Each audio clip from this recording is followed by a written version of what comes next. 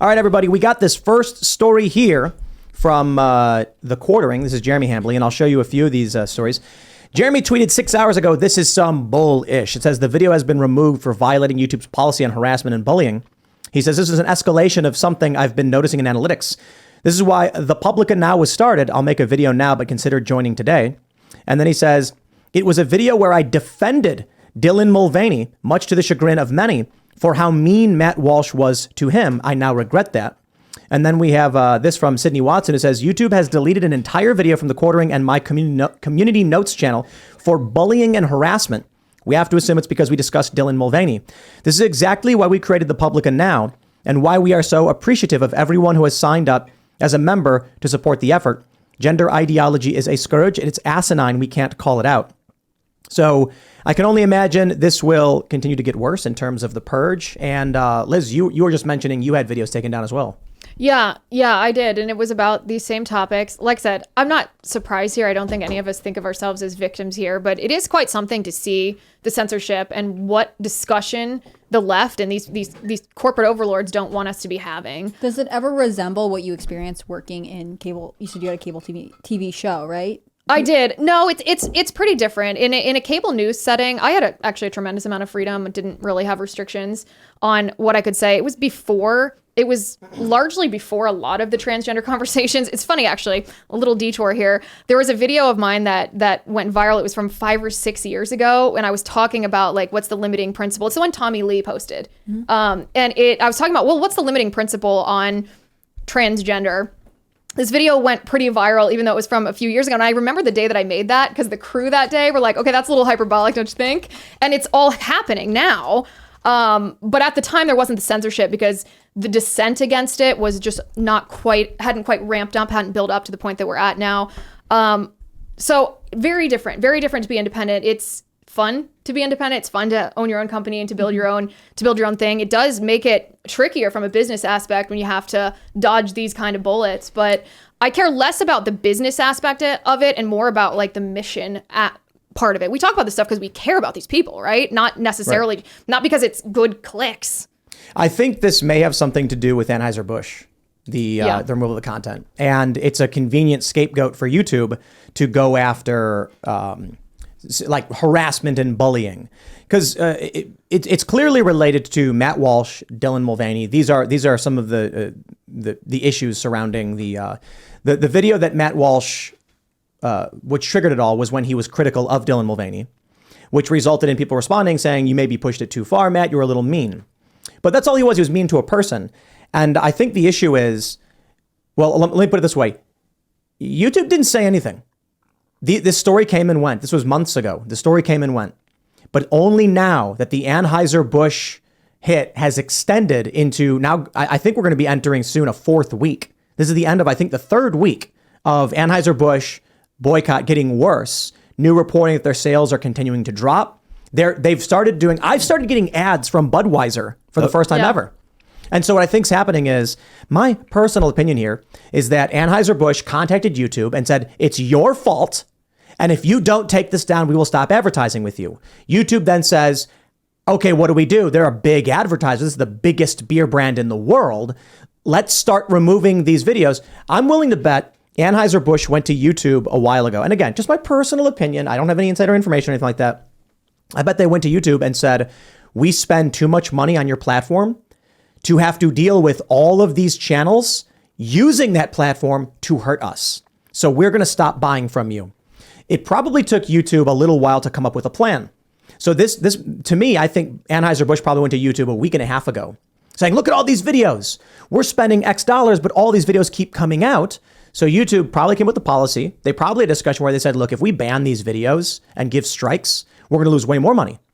The videos don't break the rules. You know how I know they don't break the rules? YouTube did not give strikes to any of these channels. That's very weird. That's the first time I've heard of that. So when we got 2 videos taken down, they say, we're just removing them, but you're not getting a strike. We got a strike, I think. You got a strike? Yeah, we got a strike.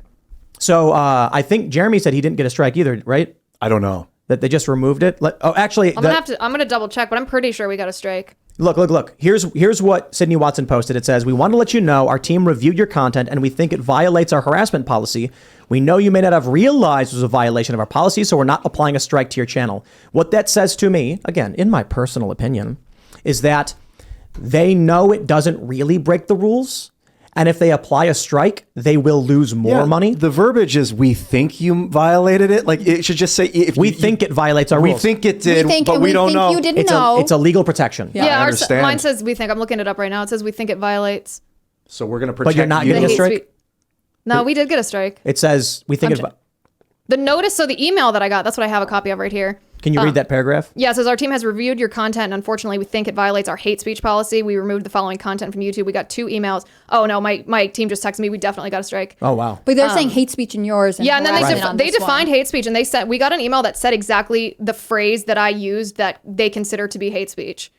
Well, don't say it. I'm not going. That's what I'm not But going. why is yours hate speech and this one is harassment? Is my question. Different things were said.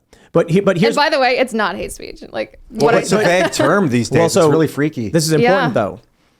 Here's why I think this. YouTube probably sat down and said, if we apply a strike to Timcast IRL, how much money do we lose? All of it. We would leave the network. I mean, it's not just the advertising. It's not just the super chats. It's that the consistently highest viewed nightly show on YouTube will immediately switch to Rumble. So we're going to lose long-term revenue. We're going to lose market share. We're going to lose direct advertising. What can we do? Budweiser, Anheuser-Busch is furious, and we're going to lose their ads.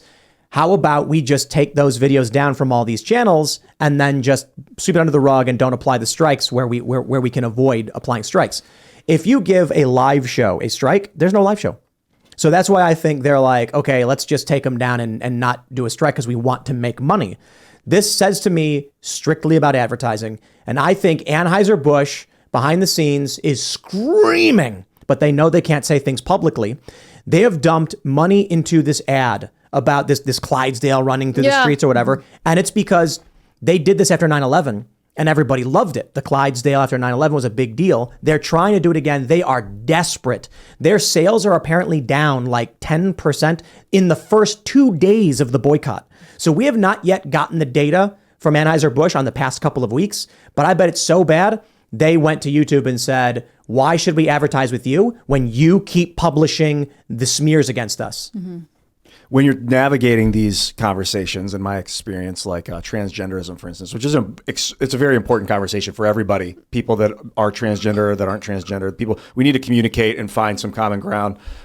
You go the route of talking, systemically about transgenderism and what, body dysmorphia and things like that. Then that's one path. Then the other path is you talk about sexualizing children, which is a completely different conversation. You could be a straight person that's doing it, a transgender person that's doing it. That's another conversation when children are involved. Then there's a third part of it, which is targeting people, like how Dylan got his name brought up. And whatever. I like, Dylan, I like it. But when people bring up specific people over and over again, then it starts to be like dogpiling, and they're like, you consider it harassment, I guess. I'm sorry, can you harass the president by criticizing things they do publicly? Mm-hmm. It's also not an individual. I mean, obviously Dylan is an individual person, but he's also a very, very influential activist, political activist.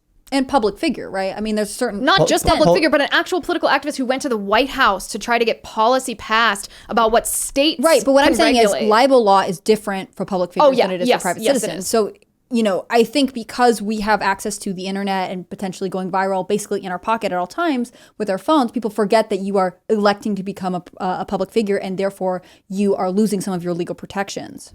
And the squeaky wheel gets the grease. But I think this is more Anheuser-Busch. And the evidence of that is there's been conversation around Dylan Mulvaney, who has 11 million followers for a very long time, over a year. That's we're on year 2 of the Days of Girlhood saga that Dylan Mulvaney has produced. YouTube didn't care until Anheuser-Busch, a major advertiser, started getting hit in the market share and losing sales. So there actually is a reasonable business, like capitalist response. Anheuser-Busch might have just been like, we're not telling you, YouTube, like they might have been like, YouTube, we're not telling you to do anything. We're just pointing out there's really no reason for us to advertise on your platform. Everybody hates us there, so bye. It could be more than InBev because Dylan has marketing sponsorships with lots of different companies: Crest, CeraVe, EOS.